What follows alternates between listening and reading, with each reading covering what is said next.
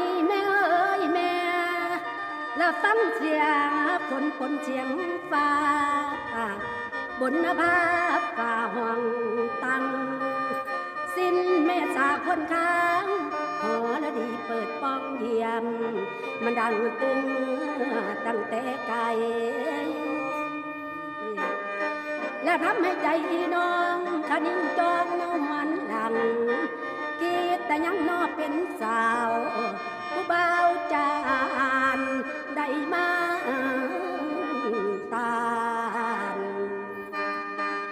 และคำหวานๆยังจำได้ในหัวใจ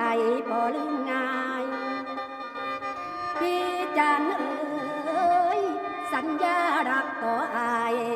อยู่หน้าน้อยตาเล็บแมวและหลังจากมือนั้นแล้วความหักมันไกลกัน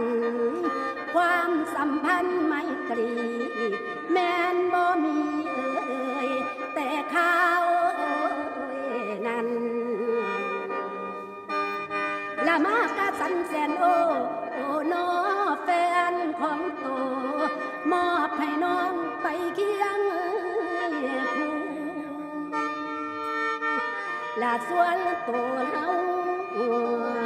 สู้บ่มีดอกจ้าเป็นสาวเท่าคู่บ่มีเป็นสาวเท่าคู่